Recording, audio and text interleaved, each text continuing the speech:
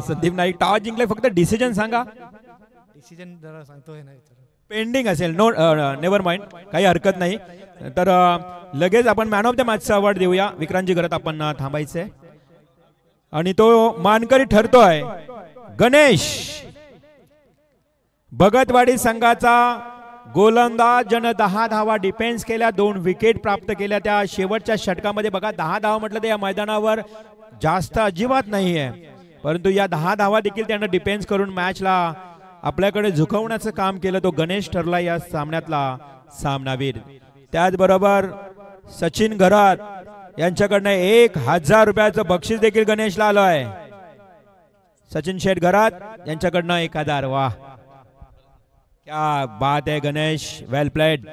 विक्रांतजी घरात एक व्याख्याती आणि 27 गाव प्रकल्प बाधित जी संघटना आहे दिवंगत दिबा पाटील साहेब, रोजगार आणि आपला हक्क न्याय हक्कासाठी भांडणारे, सातत्यानं अगदी प्रत्येक आंदोलनामध्ये मोर्चामध्ये सहभागी होणारे, आपल्या वडिलांचा वारसा जपणारे अर्थातच डीसी काकांचे सुपुत्र विक्रांतजी घरात यांच्या शुभ हस्ते हा मॅन ऑफ द मॅच आणि नाईक ऑप्टिक कडनं ब्रँडेड गॉगल कुपन देऊन गणेश या खेळाडूला गौरवण्यात येत आहे.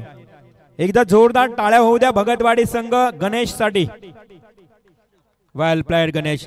आणि 1000 सचिन शेठ घरत यांच्याकडनं 1000 रुपये. वरचेवलेचे तुमचे बिग सपोर्टर आहेत, मित्र असतील कदाचित जवळीक. हा भाऊ, यस, हे प्रेम आहे. 1000 रुपयाचं बक्षीस आलंय गणेश साठी. पुन्हा एकदा अभिनंदन गणेश. मॅन ऑफ द मॅचचं पारितोषिक मिळालं आहे महत्वाच्या मॅच मध्ये. काय म्हणशील आपल्या परफॉर्मन्स बद्दल? आणि लास्ट ओव्हर 10 धावा होत्या, थोडीशी भीतीचं वातावरण होतच नक्की. काय म्हणशील एकंदरीत? खरं तर मला पहिले भीतीच वाटलेली, कारण की एवढ्या मोठ्या टुर्नामेंटमध्ये आम्हाला खेळण्याची पहिले संधी दिली तुम्ही, त्याबद्दल धन्यवाद. आणि आज नेमका आमचा मेन बॉलर ज्यांनी काल मेडन ओव्हर टाकलेली अमित केणी, तो आज एक तर नाही आहे. तो ॲक्च्युली त्याच्या फॅमिलीसोबत गेला आहे फिरायला. तर आम्हाला त्याचा दडपण जास्त होता आमच्या टीमवर, की नक्की एक बॉल शॉर्ट होता आणि मेन त्यांनी बॅटिंग पण चांगली केली ती. पण तरी पण त्याचा फोन केलेला त्यांनी ही चांगला केला आणि त्याचा शब्द आम्ही पाळला. जास्त आमच्या परिसरामध्ये तुम्ही खेळताना दिसत नाहीये, परंतु या स्पर्धेमध्ये तुम्ही प्रवेश निश्चित केला. त्याचबरोबर प्रवेश फी फक्त 8000 आणि रजनी स्पर्धेचं आयोजन. एकंदरीत आयोजनाबद्दल काय म्हणाल? मी तर म्हणजे धन्यवाद देईन.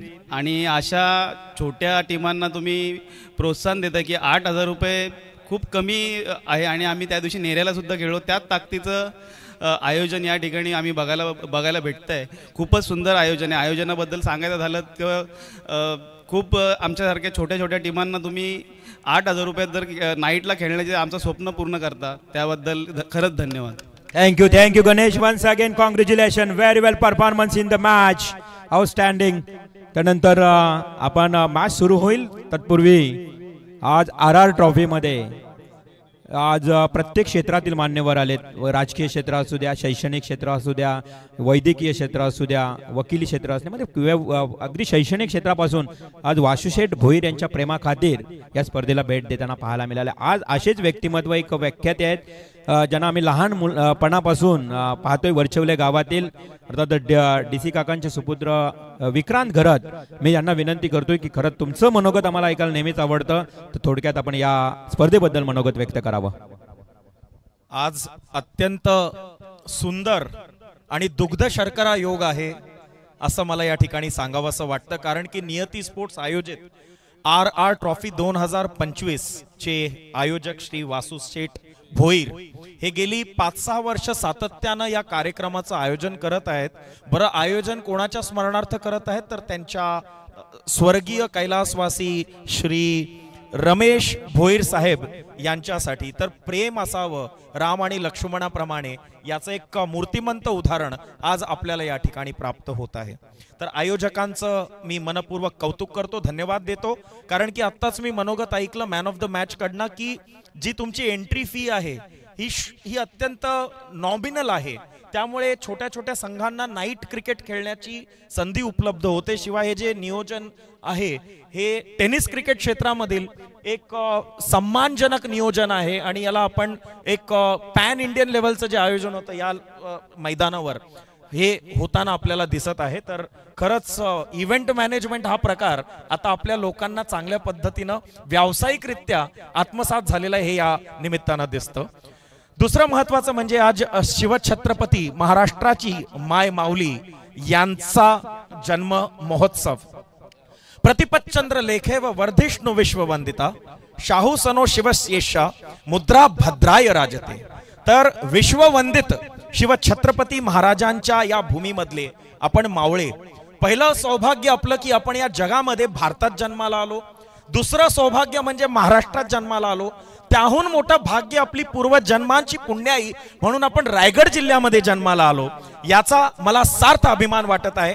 आपण सगळ्या लोकांना या गोष्टीची जाणीव असली पाहिजे आणि मनगटातली जी ताकद आहे, चरित्राची जी ताकद आहे, छत्रपती शिवाजी महाराजांच्या हिंदवी स्वराज्याचं जे स्वप्न आहे हे त्यांनी त्याची मुहूर्तमेढ रोवलेली आहे. पण याला संचालित करण्याचं काम आता आपणा सगळ्यांचं आहे. महाराष्ट्र क्रमांक 1चा भारतभरामध्ये राज्य आहे. जगामध्ये महाराष्ट्राचं नाव होईल या दृष्टीनं आपण छोटी छोटी पावलं उचलूया. क्रिकेटच्या माध्यमातून मी सगळ्या क्रिकेट प्रेमींना सांगू इच्छितो, फक्त प्लेयर्स किंवा खेळाडूंचा खेळ न पाहता आपण सुद्धा थोडंसं क्रिकेट खेळावं, शरीर आणि मन दुरुस्त करावं. तर येणाऱ्या काळामध्ये जी आपल्या समोर आव्हानं आहेत ती आपल्याला समर्थरित्या पेलता येतील असं सांगून मी माझे 2 शब्द संपवतो. आणि जाता जाता कवी भूषण जे उत्तर प्रदेशातून महाराष्ट्रामध्ये आले, शिवराज्याभिषेकाच्या कालखंडापर्यंत ते होते, 1671 मध्ये ते आले. त्यांनी जी एक ब्रजभाषेमध्ये कविता लिहिलेली आहे जी ऐकून आपल्याला नक्कीच स्फुरण प्राप्त होईल. आणि कोली आणि वरचे ओळे यांच्यामध्ये जो सामना चालत आहे, दोघांना एक खेळाडू भावनेच्या माध्यमातून एक चांगली लढत देता येईल आणि प्रेक्षकांच्या डोळ्याचं पारणं फेडता येईल असं या ठिकाणी मला सांगावं